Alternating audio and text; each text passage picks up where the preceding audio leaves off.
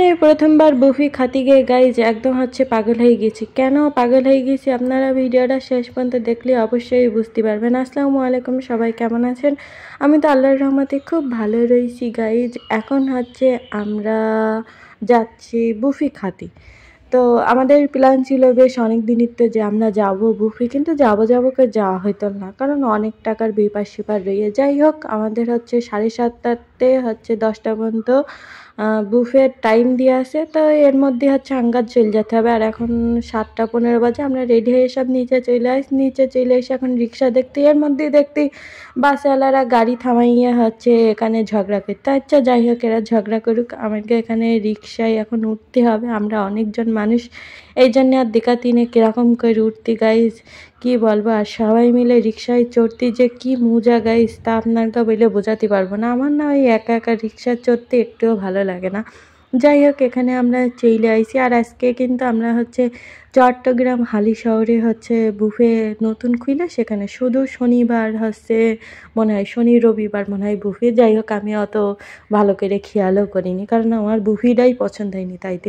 তারপরে এখানে আমরা লিফটে উঠে গেছি। আর লিফটে উঠে তো খুব এক্সাইটেড ছিলাম, কারণ প্রথমে মানে জীবনে ফার্স্ট টাইম হচ্ছে আমি বুফে আইছি গাইজ। আমি এতদিন শুধু ভিডিওই দেখতাম, শুধু খাওন আর খাওন বুফে মানে, তাইতে বেশি এক্সাইটেড হয়ে পড়েছি। তো যাই হোক, ঢুকে একটু আশেপাশে হচ্ছে চোখ বুলাই নিতিলাম যে কি অবস্থা। এই যে হচ্ছে আমরা বুসাবাই চলে আইছি।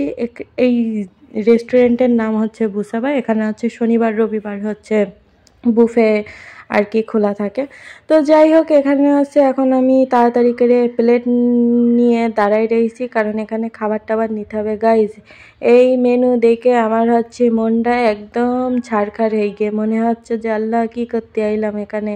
হচ্ছে যে এই টাকাটা দিয়ে আমি জামা কাপড় কিনতে পারতাম গাইজ, আমার তাই আফসোস হইতো।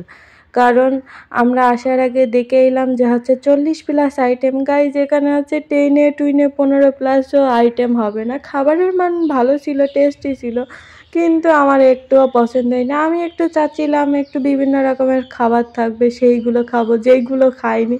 এখানে সব পরিচিত খাবার ছিল। যাই হোক গাইজ, আমি এখন নাম টাম বলতে পারতি না, কারণ হচ্ছে এই ভিডিও দেখে আবার আমি কুমায় চলে গেছি।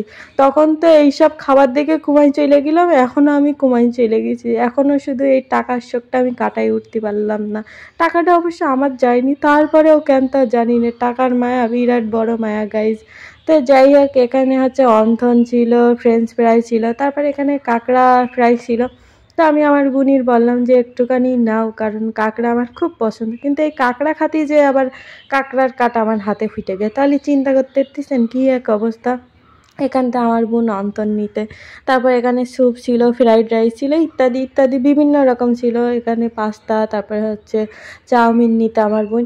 আসলে গাইজ, আমি চাচ্ছিলাম একটু নতুন খাবার খাতে। আমি তো ভিডিওয় দেখলাম বুফে মানে সেই বুফে, ও বাবা, এখানে এসে পুরো অবাক হয়ে গেলাম। এখানে শুধু সালাদই তাই নেই, টমেটো শসা সালাদই পর্যন্ত দিচ্ছে না।